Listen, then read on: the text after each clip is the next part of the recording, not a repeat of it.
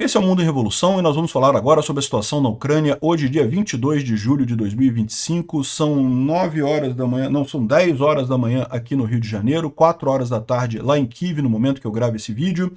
E tivemos um pequeno ataque russo contra a Ucrânia, mas os ucranianos fizeram vários ataques com drones aqui, inclusive lá em Moscou. Continua a confusão lá nos aeroportos de Moscou, e também teve um ataque contra uma refinaria aqui longe pra caramba, aqui em Ufa, a refinaria, a maior refinaria da Rússia, foi atingida aqui também de ontem para hoje, né?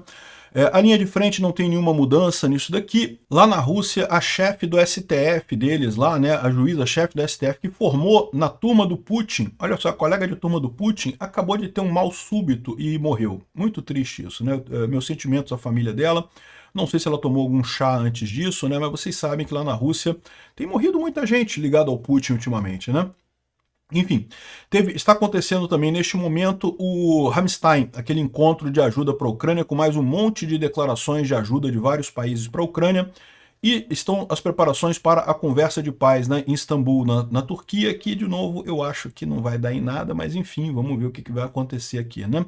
Vamos falar sobre esses e outros assuntos em detalhes. Essas notícias foram sugeridas por Dona Vaninha Ama a Barba do Peter, Quando Atrasa Vídeo, Acho que o Peter foi preso, e várias outras pessoas. Obrigado aí ao pessoal que sugeriu notícias lá no nosso site, no wrevolving.com, e obrigado a você que está assistindo o nosso vídeo. Se você gosta do nosso conteúdo, por favor, deixe o seu like e se inscreva aqui no canal, né? Bom, pessoal, o vídeo da Ucrânia tem atrasado porque realmente eu estou fazendo muito vídeo lá no Ancapsu com essa confusão toda lá em Brasília, a questão da Bolsonaro, Fux, Alexandre de Moraes e coisa e tal. Fiz vídeo até de madrugada de ontem para hoje. Hoje cedo já tinha novidade com o Hugo Mota fechando o Congresso. Enfim, realmente a situação está complicada, mas eu vou continuar fazendo os vídeos da Ucrânia aqui, podem ter certeza. Agora, eventualmente, vai ter algum atraso nisso daqui, né? Pois bem, de ontem para hoje, os russos lançaram 42 drones contra a Ucrânia. A maior parte foi derrubada pela defesa antiaérea e por sistemas de guerra eletrônica. De qualquer forma, alguns ainda atingiram o alvo, né? A gente vê aqui um ataque em Odessa que acabou levando alguns carros a pegarem fogo ali, uma pessoa ficou ferida. Infelizmente, muito triste isso daqui, mais um ataque contra civis sem absolutamente nenhuma utilidade militar, né? Agora, os ucranianos fizeram ataques também, tá? Drones atingiram a companhia petroquímica de Novokubiushevsky. Novokubiushevsky, lá na... Onde é que é o lugar? Novokubiushevsky é em Samara. Eu tinha falado em Ufa, não é em Ufa, não, é Samara. É aqui, ó, nessa região aqui, que tem essa grande planta petroquímica, a maior planta petroquímica da Rússia, e aqui, ó, Novokubiushevsky, e foi atingida por drones ucranianos, né? Ele está falando dessa empresa aqui, que é uma empresa enorme que tem aqui, que foi atingida pelos ucranianos. É uma boa notícia isso. Os ucranianos aparentemente voltaram a atingir indústrias químicas russas. Isso é uma ótima notícia. Também na região de Milerovo, em Rostov, os ucranianos atingiram de novo uma base aérea ali, e parece que teve 10 explosões na base aérea de Milerovo, ali na região de Rostov. Milerovo é essa região aqui, ó, é esse ponto aqui. Milerovo, a base aérea está aqui e foi atingida pelos ucranianos. A gente não sabe ainda o que foi atingido, né? Mas teve bastante coisa pegando fogo lá, muita coisa explodindo. Se são aviões, se é munição, se são carga, logística, o que foi atingido, a gente não sabe, né?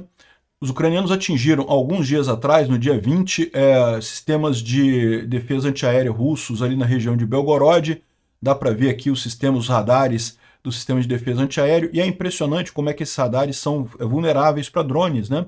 Você vê, né, em tese, o objetivo desses radares e do sistema de defesa antiaéreo é justamente impedir que algum objeto aéreo atinja alguma coisa, inclusive o próprio radar.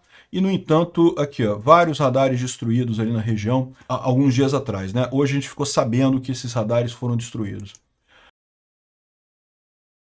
Bom, também teve um ataque contra um depósito de munição na cidade de Melitopol, né? A cidade temporariamente ocupada de Melitopol, em Zaporizhia, está pegando fogo aqui, uma explosão muito grande. Os ucranianos atingiram alguma coisa muito forte ali. Então, Milerovo é aqui, Melitopol é aqui onde foi a explosão, nessa região aqui, temporariamente ocupada, né? Então, vários ataques ucranianos aí nos últimos dias. A gente tem algumas imagens interessantes aqui de um drone de fibra ótica FPV vigiando uma instalação russa aqui, né? Ele percebe a entrada do abrigo dos soldados russos ali, né? Você vai ver daqui a pouquinho ele chega lá e acaba explodindo certamente para eliminar os soldados russos que estão ali. É impressionante como é que com a fibra ótica realmente você consegue ter uma imagem excelente num lugar totalmente fechado. Isso aqui seria muito difícil você... Aqui, ó, aqui é a entrada, tá vendo?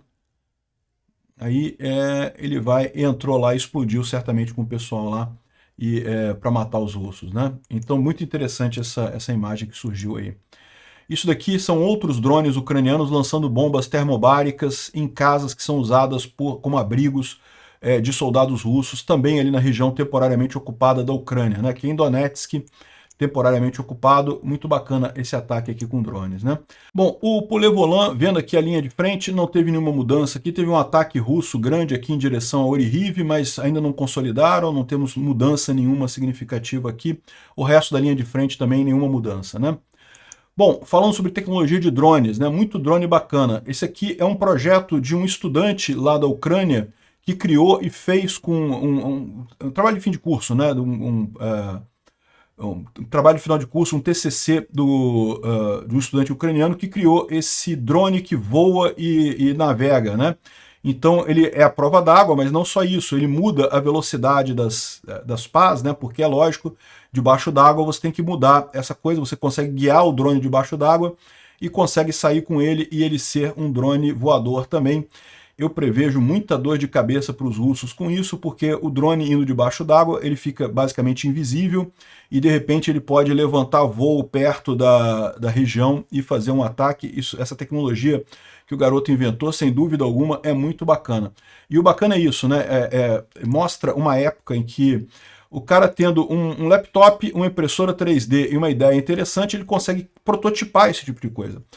Talvez as pessoas hoje em dia não saibam disso, mas antigamente, se você tivesse um projeto desse tipo, o processo para você criar esse drone, coisa então, ia requerer um monte de dinheiro, porque você ia ter que fazer uma máquina para produzir as peças, para testar o seu conceito, para fazer o software e coisa e tal. Ou seja, para fazer um protótipo desse levaria um tempão. Hoje em dia, as peças são todas intercambiáveis, essas placas controladoras de drone, você compra o motor, a hélice, compra a coisa toda, monta o seu drone, com impressora 3D, você faz as peças que você quer fazer ali, o software, lógico, o software é software. Então, olha que bacana como é que a inovação pode correr muito rápido por conta desse tipo dessas novidades tecnológicas, né? E a Ucrânia tem usado muito isso, né? Bom, a gente tem informação também de que quase 10 mil presos ucranianos pela primeira vez entraram na Força Armada ucraniana, né? Inclusive 100 mulheres. Os ucranianos só agora começaram a recrutar de presídios, porque isso é considerado uma coisa muito ruim, mas na Ucrânia tem limites muito sérios isso daí. Por quê? Você não pode, quem cometeu crime violento não pode ir para a linha de frente. Quem assaltou, quem matou e coisa e tal, as pessoas que podem ir para a linha de frente são pessoas que cometeram crimes como furto e tem algumas coisas, crimes de propriedade, né, furtaram alguma coisa, mas não de forma violenta, né? Quem fez crime violento não pode entrar no exército ucraniano, ao contrário dos russos, que bota todo mundo que está na cadeia, força todo mundo, e aí você bota na linha de frente um monte de gente que já matou, que já feriu, né, moral altamente questionável, né? Enfim, a Ucrânia está fazendo isso para ter mais gente para a linha de frente, mas de qualquer forma, com todo o cuidado devido, né? Bom, o Instituto para o Estudo da Guerra está falando aqui sobre o ataque de drones e mísseis que teve do dia 20 para o dia 21, que teve 400 mísseis e drones e coisa e tal. A gente já falou sobre isso, não vale a pena comentar. A única novidade que a gente tem de ontem para hoje sobre isso é que os ucranianos revelaram que houve um novo tipo de drone sendo usado pelos russos, né? Ele é usado como decoy, ou seja, como fake, um drone que na verdade não faz nada, é só para gastar a defesa antiaérea ucraniana, drone de reconhecimento e pequenos ataques. Ele é um drone pequeno, menor do que o Shahed, e ele é todo feito com componentes chineses, né? Enfim, é muito triste isso daí. Vamos ver como é que os ucranianos conseguem resolver o problema desse drone aqui também, né? E bom, a grande notícia do dia, morreu a Irina Podnosova, essa moça aqui que era companheira de colégio do Putin e que foi nomeada a juíza da Suprema Corte lá na Rússia. A Suprema Corte lá na Rússia sabe como é que é, né? Igual o Brasil também, né? Tudo controlado pelo executivo. então ela morreu com a idade de 71 anos, né? E isso depois de um ano que ela entrou na posição, substituindo o Vyacheslav Lebedev, que morreu ano passado. Ano passado, o cara morreu, a taxa de morte de juízes da Suprema Corte lá na Rússia é muito grande, né?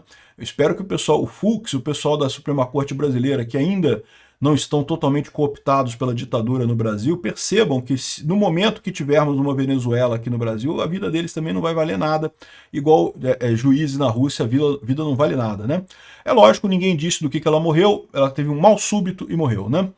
Tá aqui, ó, o Putin apontou ela, uma colega de classe da Universidade de Leningrado, a Irina Podnosova, como chefe da Suprema Corte, né? Ou seja, ele também botou outro colega de classe, o Alexander Bashkirin, como chefe do comitê investigativo, e isso daqui foi ano passado, no dia 17 de abril de 2024, então eles têm um ano no cargo, e parece que ela já tomou um chazinho lá, passou mal depois de tomar um chá e teve problema e coisa e tal. Típico da Rússia isso, né? Mas, infelizmente, temos um problema na Ucrânia também, tá? O parlamento ucraniano passou uma lei que está sendo vista lá na Ucrânia como desmantelando organizações de combate à corrupção, né? A justificativa justamente é que no esforço de guerra o pessoal tem atrapalhado, essas investigações sobre corrupção têm atrapalhado o esforço de guerra, mas é lógico que o povo ucraniano quer sair da esfera de influência russa e se unir à esfera da influência europeia, justamente porque não gostam da forma como as coisas são feitas na Rússia, né? Com corrupção, com coisa e tal. Então há uma pressão popular muito grande contra essa medida, né? Foi aprovado por ampla maioria no Congresso. Eu não sei se o Zelensky vai ter coragem de vetar isso, porque o Zelensky precisa da ajuda do Congresso de lá. Mas o fato é, o Zelensky ainda tem a oportunidade de vetar essa lei. Vamos ver o que vai acontecer. O pessoal na Ucrânia não está satisfeito com a aprovação dessa lei não, tá? Bom, começou hoje o encontro de Ramstein, 52 nações reafirmando o propósito para a Ucrânia, vários países indicando que vão doar sistemas Patriot, munição para o Gepard, drones, apoio para o F-16, um monte de coisas, muito interessante o encontro lá. Aí tem as várias notícias aqui, a Holanda diz que vai ajudar, a Noruega também vai ajudar, a Canadá também prometeu coisa, e enfim, a França também assinou novos documentos em cooperação em setores-chave, então vários países ajudando a Ucrânia nesse propósito, né? Além disso, começa agora, dia 23, amanhã, o encontro de paz lá na Turquia. Como eu já falei para vocês, eu sou cético, acho que não vai chegar a lugar nenhum isso. De qualquer forma, o Rustem Umerov, que é agora o chefe do Conselho de Segurança Nacional, vai para a Turquia, vai chefiar essa delegação que vai negociar lá com os russos, né? Então, pelo menos, deve ter mais uma rodada de troca de prisioneiros de guerra. Isso é uma coisa positiva, evidentemente, já é algum ganho dessas reuniões lá em Istambul, né? Bom, uma coisa que o Lindsay está colocando aqui é que os russos estão cada vez mais desesperados com o fato de que o Zelensky conseguiu quebrar todo o condicionamento que eles tinham preparado em torno do Trump e está conseguindo falar a linguagem do Trump, né? Aqui, ó, a Ucrânia conseguiu quebrar o código e atingir Trump e a Rússia agora está entrando em pânico. Prova disso? O propagandista russo, o Alexander Dugin, completamente mudou as táticas, né? Começou, de fato, a criticar agora o Trump, abertamente a criticar. Vocês estão vendo muita coisa do pessoal falando sobre o caso do Jeffrey Epstein, coisa e tal, criticando o Trump, que o Trump está na lista do Jeffrey Epstein, não sei o que lá. E olha só, isso realmente é uma crítica válida de ser feito. Só que isso é um detalhe tão grande, isso é um caso fechado, um caso antigo, e eu concordo que é uma besteira esse negócio, né? Eu cheguei a fazer um vídeo sobre isso lá no início desse processo todo, mas é meio que não justifica essa coisa toda. Por que está tomando uma dimensão tão grande, né? Porque são as Russettes falando isso. Aliás, aqui no Brasil também, um monte de Russette aqui no Brasil levantando esse caso do Trump, não porque o Trump é pedófilo e não sei o que lá, ou seja, estão preocupados. Por quê? Porque esse é o ponto, esse era o temor deles, né? O Trump era a última expectativa que o Putin tinha de conseguir uma vitória nessa guerra e agora essa expectativa não tem mais. Bom, a Rússia respondeu ao 17º e ao 18º pacote de sanções da União Europeia, mas nada que eles fizerem importa no final das contas. Agora, o problema é o Brasil, né? O Brasil continua importando muita coisa da Rússia, principalmente diesel, e a gente já falou para vocês que vai vir sanções aí, ó. Olha aqui, ó. O Bessent, que é o secretário do Tesouro americano, fez uma longa declaração que está apoiando essa ideia de tarifas secundárias de 100% em qualquer país que comprar óleo russo sancionado. E, mais do que isso, pedimos à Europa para adotar a nossa abordagem na questão de tarifas russas, né? Qualquer país comprando óleo russo sancionado pode ter tarifas secundárias de 100%. Então, é aquilo que eu falo para vocês, é muito possível que essas tarifas de 50% no Brasil fiquem só até setembro, e setembro subam para 100%, né? Então, acho que vai complicar a coisa para o Brasil. Aqui no Brasil já tem gente falando aqui, ó, sob a ameaça da OTAN, o Brasil terá dificuldade de deixar de importar diesel da Rússia, entenda. Aí o pessoal começa a chorar aqui, não, porque já tem os outros mercados que já compram, que já vendem. Não, essa desculpa é furada, porque o Brasil comprava menos óleo diesel da Rússia antes da guerra, passou a comprar mais depois da guerra. Então é só comprar o que comprava antes da guerra e pronto, se resolve o problema, né? Ah, mas aí vai ser mais caro. Vai ser mais caro. Óleo sujo de sangue sempre é mais barato, mas não vale a pena no final. 100% de tarifas dói pra caramba, né? Então, a situação do Brasil está cada vez pior. E aí eu vejo essa situação aqui, ó, a Ucrânia não nomeou embaixador para o Brasil. Falou que não vai nomear embaixador para o Brasil. Para que nomear embaixador para o Brasil? O Lula é abertamente hostil ao Zelensky, né? E aí que eu falo para vocês, o Lula está confiando muito que nessa briga dele com os Estados Unidos ele vai ter o apoio da Europa. E ele está esquecendo que ele esnobou o apoio da Europa na questão da Ucrânia, se aliou diretamente com a Rússia, achando, na cabeça do Lula, e de muita gente aqui no Brasil, tá? Não engane não, tá? Essa guerra é uma coisa que está acontecendo lá na Europa, a gente não tem nada a ver com isso, não sei o que lá. Olha onde esse pensamento vai levar o Brasil e o Lula, né? O cara esnobou a Ucrânia, não vai ter apoio na Europa. Ao contrário, pode até justificar as medidas que o Trump está tomando nessa história. Porque lembra, essas tarifas do Trump estão sendo questionadas lá na Suprema Corte lá dos Estados Unidos, né? Porque o IEPA, que é a lei que o Trump usou para fazer as tarifas, ela prevê que é tarifa para ser usada contra países que se comportam como inimigos, né? E o questionamento é justamente que, por exemplo, o México e o Canadá não são inimigos. E é verdade. Ou seja, pode ser que, nesse caso, as tarifas caiam. Agora, o Brasil está dando um monte de indicação de que realmente é inimigo. O Lula tem feito abertamente declarações e coisa e tal de que é inimigo mesmo. Ou seja, a situação pode ficar muito pior aqui para o Brasil muito em breve com essa coisa toda do Lula continuar nessa rota dele em direção à Venezuela. Obrigado por assistir o vídeo até o final. Se gostou do conteúdo, não esqueça de deixar o seu like, isso ajuda o canal a crescer e a chegar para mais gente. Se não gostou, deixe o dislike e explique nos comentários como podemos melhorar. Comente também sugestões de temas que podemos trazer por aqui. Comentários insultuosos ou defendendo ditaduras e criminosos de guerra serão sumariamente bloqueados. Agradeço a compreensão. Se ainda não é inscrito no canal, considere se inscrever clicando no botão inscrever-se abaixo e marcando a campainha para todos os avisos. Se quiser ajudar o canal, veja no nosso site como você pode fazer isso.